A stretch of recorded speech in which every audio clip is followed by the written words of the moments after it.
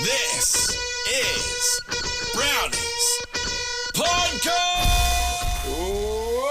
Welcome to Sell 'em at Pargy, bitches.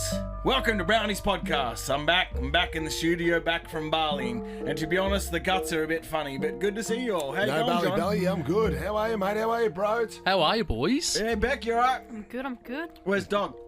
Dog's in Darwin. Darwin Cup today. Yeah. So he's on fire up there. Now, I'm not sure, though, how he fits in with...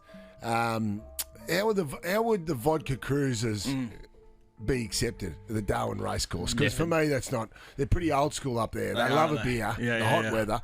Brown Dog will be on fire, but if you walk around, he'd be a fish out of water with the vodka cruiser in hand. I'm not even sure they'd even sell it there. I think what Dog does, in those environments, he'll soften to a cider. Yeah, he does. So he wouldn't have the balls to go flat out cruiser up north, but he'd go to a cider, which he'd still cop shit for. Yeah. But it's not a guava cruiser, you know what I mean? No, exactly I right. remember when I first met him, I'm pretty sure that he lied directly to my face. I'm like, oh, you're not having a beer. Because, again, he was holding like a raspberry UDL or something terrible. Yeah. And he's like, oh, no, I'm allergic to beer. And then I've since seen him drink beer since. I'm like, hang on a minute.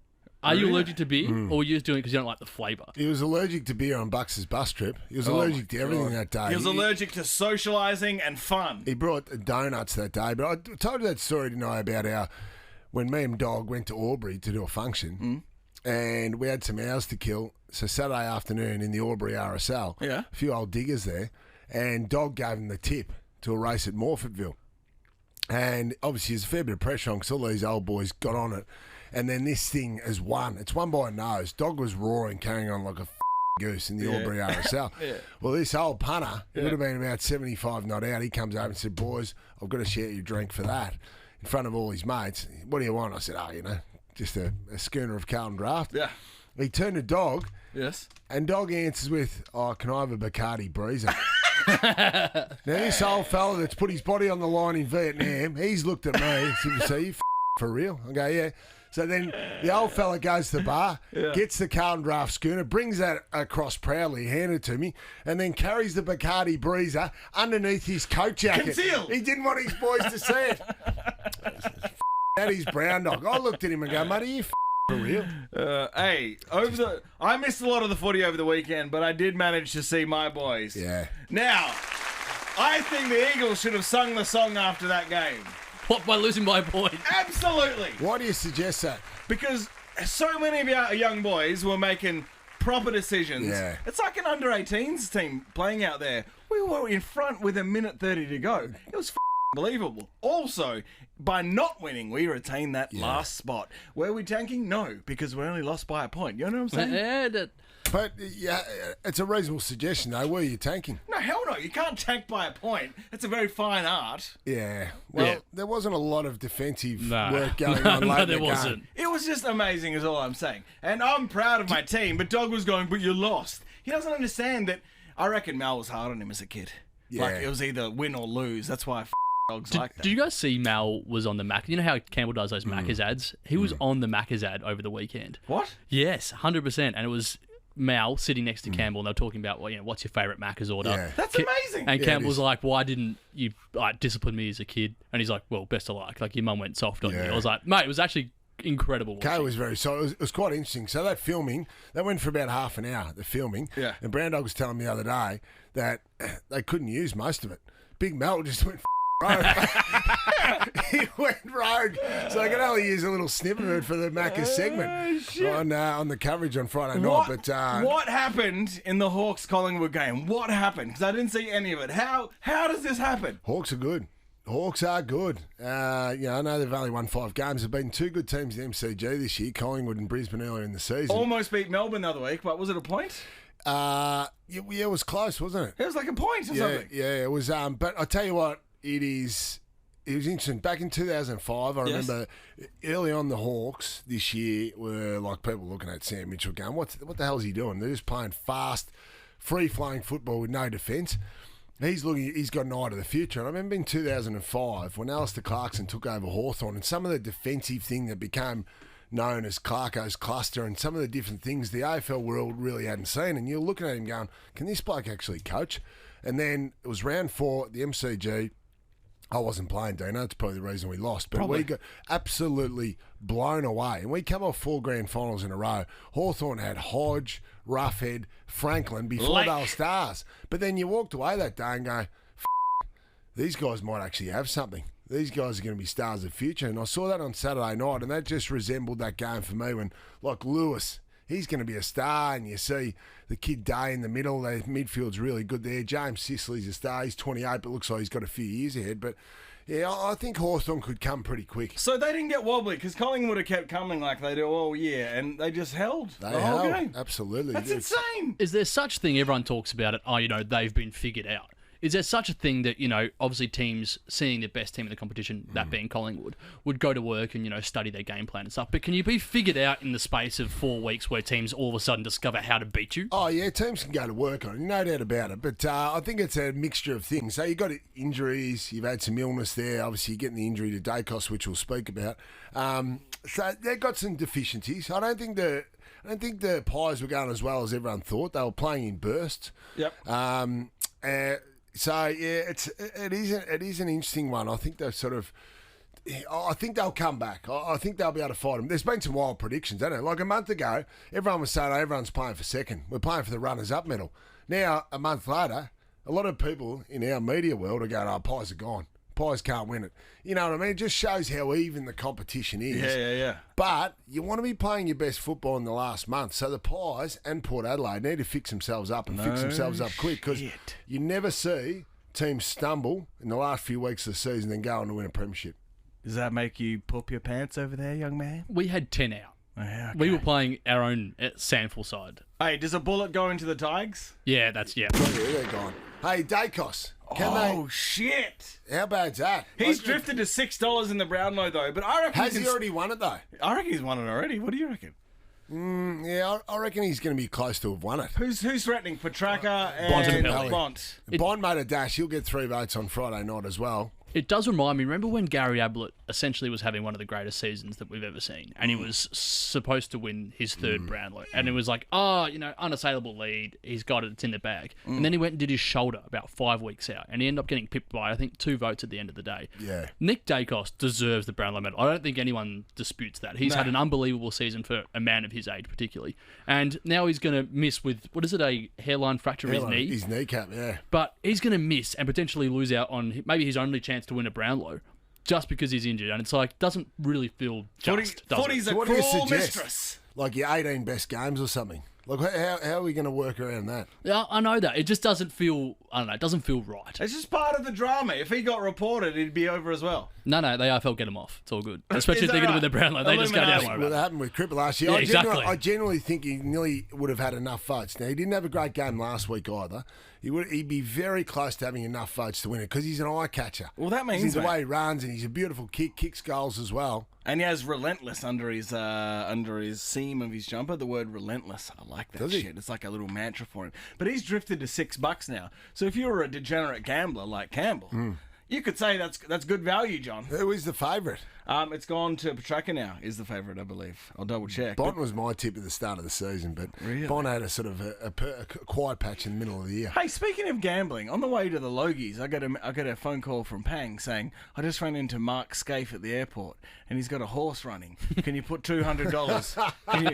Can you drop $200 each way? And I'm like, what the f*** could Scaife know about horse racing? Great question. I know he knows John. a lot about motor racing. Great question. But they're two very different sports. Great question. So Pang doesn't have a Sportsbet account, so I'm his proxy or whatever. Yeah. So I waste $200 of my own money on a horse called Essentia at Kembla, race 3. Kembla, desperate. $200 I've dropped, and that piece of shit horse has won nothing, John. Where is Kembla? Kembla. Where is Kembla? In New South Wales, somewhere. And then I haven't got my money off Pang. I reminded him. But how many times can you remind someone to give you your money before you seem desperate? Should we ring up Mark Scaife and ask for the money back? We can get Scaife on the phone and get $200 back. What about the Petty injury? Harrison Petty. The reason I'm saying this, Harrison Petty kicked 6 goals last week for Melbourne. Melbourne looked like to me that they were going to be the team that was going to get hot at the back end of the year. So now he's hurt himself with his foot and he could be out for a few weeks. Do you play Brodie Grundy now? Brodie Grundy has been put in there now to go back to the VFL to train up as a forward, which I'm not sure he can train up to be a forward in the space of 3 weeks. But anyway, they're going to try and do that, Melbourne.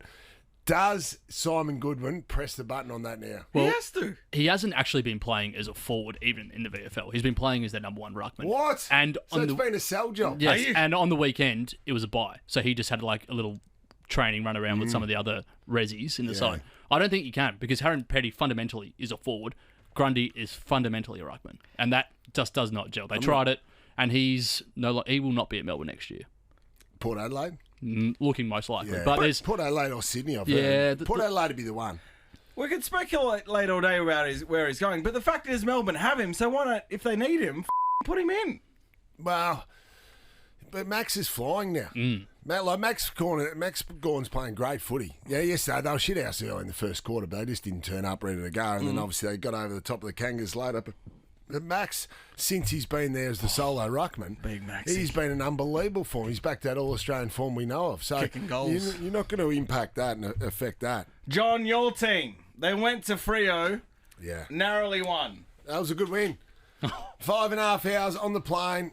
I know Bucks was giving me shit about me and him were commentating. He goes, would you stop bringing up how long it takes to travel over there? I go, mate, It's a a long real flight." thing. It's a long flight. Yeah, so yeah. any win, no matter what the margin over there, is a great thing. So Brisbane is still in there. Now, that brings me to my point. I've done a ladder predictor. Yes! Because I thought, what better thing to do for accuracy than a ladder predictor? Jeez, Exactly. this is real SEN areas, the old ladder predictor. Hey, there's not many rounds left. That's why it makes sense. So who go 1 to 8 as quick as you can? Yeah, so 1 to 8, I'm just going to whip through it here. Collingwood retains top spot. Then it's Brisbane and Melbourne, Port Adelaide. We know the top 4's locked, but there. So Collingwood and Brisbane have the 2 home finals first week. And then 5th, 6th, 7th, 8th is Carlton, Western Bulldogs, Adelaide Crows, and St Kilda. I got the And exact this- same, but Geelong instead of Saints. Really? Yes. Saints slide out. Yep, who you got? I go Collingwood, Melbourne, Brisbane, Port, top 4, and then the Giants in 5th, the Dogs in 6th, the Cats in 7th, and the Blues in 8th. Oh, so you got the Blues sneaking in. Mate, the Blues are f***ing hot. How could you have the Blues finishing 8th? Well, mate, they beat St Kilda. Mate, the Pingers, who we're going to chat to later on from Epping, they would have beaten St Kilda on the weekend. I don't know who the Pingers are, but that sounds very exciting. How good was Paddy Dow? I loved it at the end. Paddy Dow's one of the best games I've seen him play for Carlton. Now, obviously, Much maligned. all Carlton fans think, why aren't you playing Paddy Dow? He's the key to winning a premiership. Obviously, he had more midfield time because Chera was out. But it was interesting because Ed Curnow was the sub. He had his jacket off and started warming up, and it looked to me as if Paddy Dow was going to come off and be subbed out, and it looked like that to the rest of everyone watching the game as well. But then Paddy Dow kicks a good goal in that last quarter. All of a sudden, I think Vossi's made the audible and said, no. Ed, put the jacket back on. If we sub Paddy out now, they'll tear the grandstands down, which actually Vossi alluded to in the post-match press conference. I've got no doubts Paddy was going to get subbed out until he kicked that goal. You haven't played like local football in a very long time, right? But this is a very common thing that, say if you're on the field and you're having an absolute stinker, right? And if you like even gaze over to the bench and make eye contact with the coach, he's trying to pull you off. So all you got to do is not have look that way. You got to have your back to him the whole time, so you almost run sideways or as you run up and down the ground. Do you remember? You finished? And now they don't have runners. And so the water boy's like, no, come off. And then the players are like, mate, Brody, you're off, mate, you're off. Yeah. You never go off. You refuse to go off until quarter time or half time or 3/4 time. And it's the best way to get around it. And then you might actually, have an uptick in form with the pressure on. So it actually works. It reminds me one time remember the Wacker? Do you guys remember? Oh, yeah. It's more known for cricket, but the AFL night games were at the Wacker. And the great Peter Sumich was they were trying to drag him one night, but he's kicked a goal. And then he's run back after kicking the goal and flipped the bird to the coach's box. It's unbelievable behaviour. Well, I remember Leopard got in a bit of trouble as coach when he was coaching Brisbane. He was at a reserves game, and Zach O'Brien was playing reserves. And the reserves coach at the time was Shane Woden and asked Zach to come off, and the runner went out. And obviously Zach told the runner to fuck off and didn't come off. So Leopard was sitting in the back of the box. He was seething. So it came time for half time. And they went down there and Leper got Zach to head into the locker room for a bit of a chat. And I think they sort of might have got a little bit physical there. And the reports came out publicly, and then it blew up into a big of an issue. Now, people were saying that Leper grabbed him by the throat and by the scruff of the neck and all that sort of stuff. But I know there were certainly words had. Amazing. Certainly words had there, and it turned into a big report, yeah. All right, so Broads, after the ads, you've been teasing a mystery guest. Do you want to tease anything about it, or we'll just let you speak for yourself after the ads? This is the greatest guest we'll ever have on this podcast. Shit! Ads. Back in a second. This is Brownies Podcast! Welcome back to Brownies Podcast. Now, hey, JB, Brody's been sort of mysterious about this next guest, so I guess we'll just chuck it over to him. Chuck it over him. I'm not sure what we're doing, but let's hopefully we're not talking to a Port Adelaide person. Oh, Jesus. Nah, I wouldn't subject you guys to that. So we are chatting to the Vice President of the Epping Football Club. Oh, at least, I thought you were going to say the Glen Waverley Football Club. That After their performance at Mad Monday last year. That'd be a good chat too. But How did we get him? The Epping Vice President. you know why we're chatting to him? Couldn't get the president? You know what they call themselves? No. They are called and known as the Pingers. What? The Epping Football Club, their What? team name is Stop the it. Pingers. Stop it. What's on their emblem? Just a little Mitsubishi, a pill with a Mitsubishi symbol on it? It's been around since 1895, and apparently they've, I don't know, I think it's a Pingers play were on big back words then. from Epping. But then the Pingers has since come into terminology for the use of illicit drugs. Pingers were legal back then. Beck, do you know what a pinger is? Yeah. Okay, Yeah. just checking. And they refuse to drop the name, so they are still known as the Pingers. And we've got Adrian here. He's going to Is explain it an official name, or is it like the Bloods for No, no. Sydney or the No, Shin no. Boners for the Kangas? On their website, it is the Epping Pingers. I just don't believe this. What's his name? Adrian. Give him a buzz. Yeah. Hello, Adrian speaking. Hey, Adrian. It's Brody from Brownies Podcast. How you going, mate? Good, mate. How are you? Yeah, good, mate. And so I've got Jonathan Brown here and Dino, and we want to chat to you about the Pingers. Adrian. Oh, how are that's you? the way. How are you, brother? I'm doing well, mate. How are you? 10 out of 10. John, say hello to Adrian. Adrian, how are you, mate? Good, Browny. How are you, mate? You're flying? You're high as a kite? We're going all right, mate. We're going all right. How's the serotonin going currently? Really well. Okay, just checking. Checking. Now, can you just paint the picture for us here? So the Pingers, it's an unusual name, I must admit. I don't think I've ever heard a nickname like that or a mascot for a football club. But what's the origins of it? Well, look, I wish I could have had some really great story to tell you where it's come from, but the fact of the matter is, mate, it's just a play on the name Epping. It's just a ping, Epping, and that's where it's come from. Now, And that's- that's a stretch. That is So a back in- fucking stretch. Ping. Come on. Yep. So back in that's been the name since 1895, I think it was, when the club was formed. That was what everyone started calling them. Along the way, a lot of people have tried to change the name because obviously we wear the navy blue jumper with the white monogram. So some people have tried to change us to the Blues over in history, but it's never actually Hasn't got legs. hasn't got legs, mate. So, Adrian, are you sure it's not a play on the Epping thing, but more so that all of your players have pupils the size of saucers? Well, I wish they did on the weekend. No good? Poor performance on the weekend? No, it wasn't a poor performance. It just wasn't what we wanted. Yeah. Right. Sure.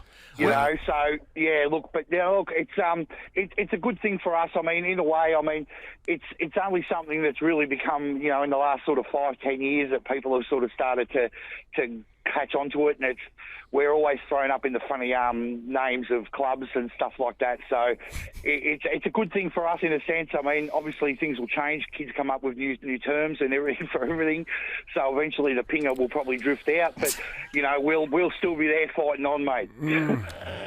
It'll be the now. What about have you come under any criticism from anyone in the public or? Yeah, mate. Look, I think we do. I mean, look, especially probably at junior level.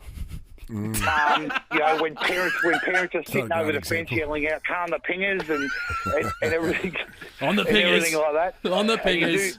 And you do hear the odd, "Oh, that's no good," or "That's disgusting," or you know. But I mean, obviously as a club, I mean, we know where we're coming from, and but look, I'm not going to deny it. We do get the odd criticism about it, but it's something that, you know, to be honest with you, as a club, we embrace.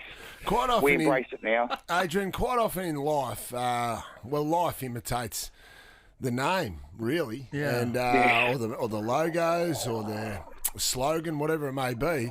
Is this the case for the Epping Football Club? Good question, John. No, I wouldn't say so. I mean, we're I think we're just like any other footy club, mate. We're just trying to stay afloat. We're just trying to, you know, get results on the board, and the nickname's just something that gives us that that little bit of edge over everyone else, right. I guess, in the name of, you know, rather than being the Hawks or the Blues or the, you know. It's a talking point for people. So I mean, it always keeps us in the airwaves. I guess so, what I'm trying to say, Adrian, is does the Epping Football Club have a checkered history when it comes to their social activities after games? I wouldn't say checkered. I would say that we've got a renowned history. I'm not going to lie. I mean, we do like a party down at Epping. Oh yeah. Adrian, is it true that everything from the tuck shop is sold in tiny plastic bags? Look, only the mints, mate. Adrian, can you confirm or deny that this is your club song? Rack City chick, Rack City chick, Rack City chick, Rack City chick, Rack Yes or City no? chick. 10, No, 10, that's 10, not, 20s, but it's 50 actually chick, not bad. I might Rack actually, I City can run chick, out to that on Rack City Saturday. chick, Rack City chick, Rack City chick. They've had to start selling water for $15 each. Yeah, we do, mate. We've got. I mean, although if you listen to the seniors before the start of the game with the amount of the doof music they are going, Really? you'd think we'd have a nightclub going on in the change rooms at times. Adrian, are most of the players quite depressed on Tuesday for some reason? Well, yeah. Look, I mean, this Tuesday they will be. But yeah. Look, I get it, and like I said, I mean, it's a great thing for it's a good talking point for our club. So it's we do cop a fair bit of stick for it, but like I said, people are trying to change it. You know, our emblem is of a little bluey, and we call him Bluey, but it's not something that we go by. We're Pingers forever, and that's just the way we'll be. Sure. Adrian, we've loved having you on, mate. And there's 2 games left of the year, so make sure to get down and get on the Pingers with all the boys. That's it. Yep. Get around, and like I said this morning, I will also send you guys some Epping merchandise. Oh! And everything. I'll send you some of those. We were talking this morning about Epping mints. Sure. We'll it's a good merchandise tool we've just discovered, so we might get that on board. But we'd love to see you guys in a little bit of Epping merch and everything. So get on board and support the Pingers. Who do you play this week, Adrian? We've got St Mary's away this weekend. I believe they're called the St Mary's Bumpers. Oh, is that right? Yeah. Is that right? Yes, they are. Well, up next, chat with Gary from the Coburg Coke Dog. So, hey, take it easy. Thanks for coming on, Adrian. Good on you guys. Take it easy. Thanks very much for having me. See you, mate. Thanks, mate. See you later, what a guys. legit Ta-da. Mad Dog, and just owning it as well. Yeah, absolutely. The Pingers from 1895. Amazing history. Oh, now, hey, one of my favourite commentators, and I think the commentator's dying because a lot of your people, Jonathan, I'm talking about ex-players. Now, I'm not talking about you. You're a very good commentator. Thank you, Dana. So many players finish up and just want to be on telly. Matthew, I'm not mentioning any names, privilege. Well, you need a job. But yeah, all right, You need do. a job post football. You do. Well, but- that's fair enough. But everyone wants to be on the telly. But you got to bring something as a commentator. Right. So who are you about to throw an accusation towards? No, and I'm just saying I miss Dennis Cometti. Right. Because even though he did play, so I much think, charisma. Oh, he was a great player and a coach in WA. That's it. His eloquence, his turn of phrase. Was it West Perth he played for? I think Basil Zemplis Or played. East Perth. Might have been. I think Yeah. Basil played for West Perth. Did he? I think the so. Mayor. But I just miss Dennis, and he retired on top, which a lot of people don't do. He did, yeah. But I didn't know and certainly appreciate at the time, but he used to travel over from Perth every weekend. He used to stay here for the weekend for 2 or 3 days. So he did have a hell of a lot of travel over the journey. So I'm surprised he lasted that long. As a young man, I used to work for Red FM. I used to go to mining stations, and he did a weekly segment on our show that was sponsored by Ford or something. That's why I did it. But he took me to coffee one day and just gave me career advice. How good's that? He's an absolute legend. So you've had career advice from Denis Cometti after work one day, and from Eddie Maguire on the Friday night before the grand final for about 3 hours in a bar. That just reminded me, after the Logies at the after party, Eddie was chewing my ear off again for about 20 minutes. And I don't remember a single word. You need to start taking notes, brother. Because I started apologising, because, just as fun, we've given Eddie a clip on this show, and Campbell goes quiet because he's part of the Carbine Club. I'm just having a bit of fun. I got nothing against Eddie, but I think I might have said that to him. Campbell does go quiet around Eddie, doesn't he? Yeah, I know. It's something... Part of the fraternity. I reckon. Anyway, what are we talking about? Denis Cometti. Well, obviously, artificial intelligence is the talk of the town at the moment. Everyone chats about it. The only good thing I think that it's ever brought to our attention is that they have somehow conjured up a version of Denis Cometti, legendary commentator. Say Cometti, please. Say it right. Cometti. Yeah. Singing Gangster's Paradise Bullshit. by Julio. I don't believe you. So this is Denis Cometti singing Gangster's Paradise, and you'll be in love. As I walk through the valley of the shadow of death, I take a look at my life and realize there's nothing. Just wait, is that like Obama? Yeah, it does, doesn't it? Barack Obama. All right, back. Dennis. That's Denis Cometti. Here we go. As I walk through the valley of the shadow of death, I take a look at my life and realize there's nothing left. Just I've been bouncing and laughing so long that even my mama thinks that my mind is gone. But I never crossed a man that didn't serve it. We be cheated like a punk, you know that sun has it up. You better watch how you're talking and where you're walking. Or you and your homies might be lying and chalk. I really hate the trip, but I gotta go. As they croak, I see myself in the pistol smoke. Rules, I'm the kind of G that I'm always wanna be like on my knees in the night, saying prayers in the street light. Oh, yes. That's cool. And Dennis is cool too. He'd be up for something like that in real life. That is just absolutely beautiful, isn't it? Oh, that's magic. You've had a busy weekend, bro. I've had a busy weekend. ChatGPT is unbelievable, isn't it? Because I know Liv came home with an English exam earlier in the year. It was like A+. And like she read it out to me, I'm going, really? That is amazing. Really? And I didn't want to bring it up at the time because she would have thought I'm accusing her. But a couple of days later, I waited. I said, have you ever heard of that chat GP? She goes, oh, yeah.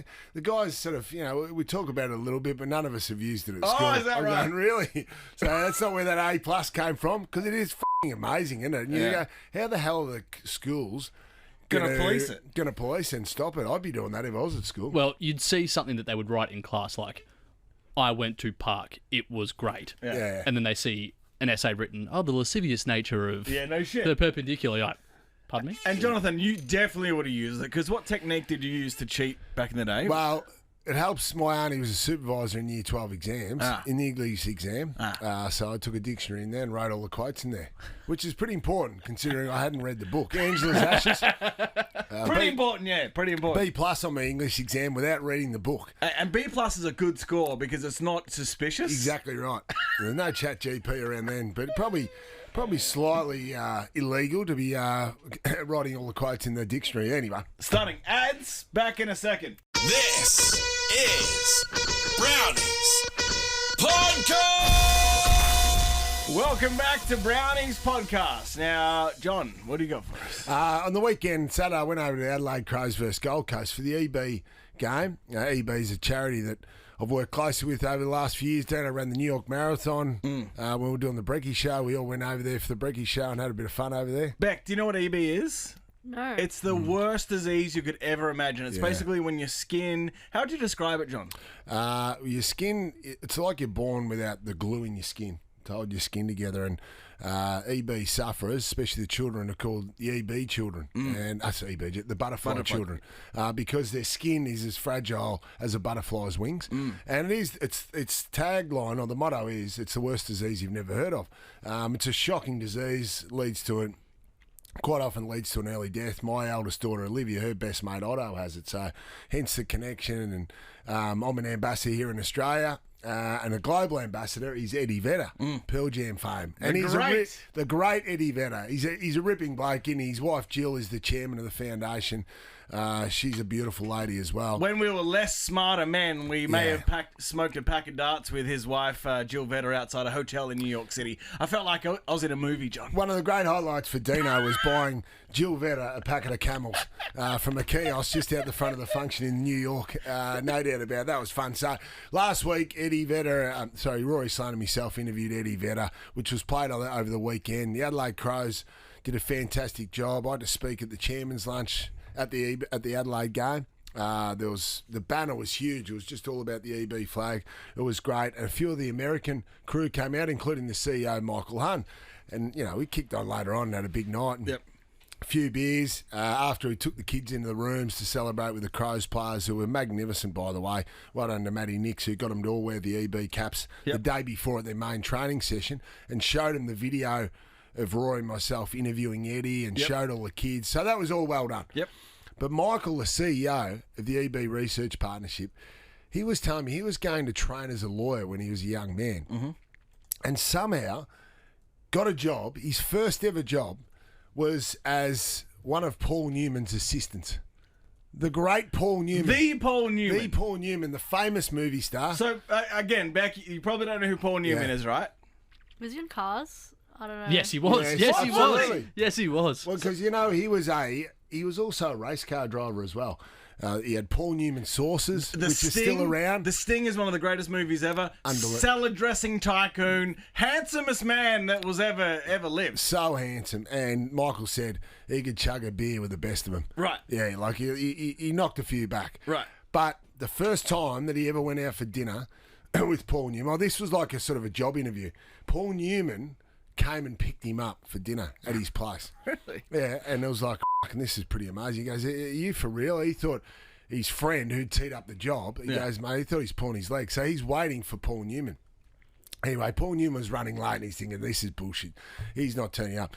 Next minute he hears this loud growl of a motor and an engine coming around the corner. And next minute he sees like a Volvo station wagon pull up, and he's like, that's weird. Paul Newman driving a Volvo station wagon. Yeah. But it had a really unusual sound, like a real loud roar of a V8. Yeah. So he got in and he said Paul Newman had the glasses on. He sat in the back with him and they took off for dinner, and he said, excuse me, Mr. Newman, I couldn't help but notice the distinctive sound of that motor. That doesn't seem like a Volvo motor. And he pulls the glasses down and looked at him and goes, you're right, son. You've got a good ear for motors. He said, because it's not. He said, I put a Porsche motor in the Volvo station wagon. So, unbelievable. Because he didn't want to be known, so people could see him driving around a flashy Porsche or flashy sports car. So he used to load up these old station wagons and old cars because he was such a rev head and a race car driver, so he could cruise the streets and just fang it around in cars that were sort of non-distinctive cars. That's unbelievable. So that was his first experience with Paul Newman, and he reckons he was the coolest dude you'd ever met. Oh, man. So he's had pretty good history, Michael. He's worked with him, and now he works with Eddie Vetter. So good. And your chat with Eddie, as always, amazing. Yeah, it's amazing because Michael actually reminded me, he goes, Eddie's done 3 interviews in the last 18 months. All 3 of them have been with us. Did 2 on the breakfast show and 1 with Rory Sloan and myself. Remember when Pang threatened to send him an invoice for his charity work? How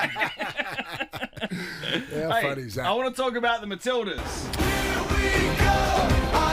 Great song, Ricky. Ricardo Martin. You know 4 million people watched the last Matildas game? Yeah, I saw that. It's unbelievable. So it's the knockout round now. I'm going to go to Fed Square tonight. So if anyone is going to Fed Square to watch it, look out for me and I'll buy you a beer.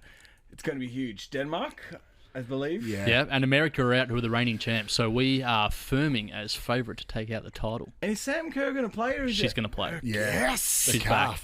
Yes. She'll probably be subbed. Is she going to start?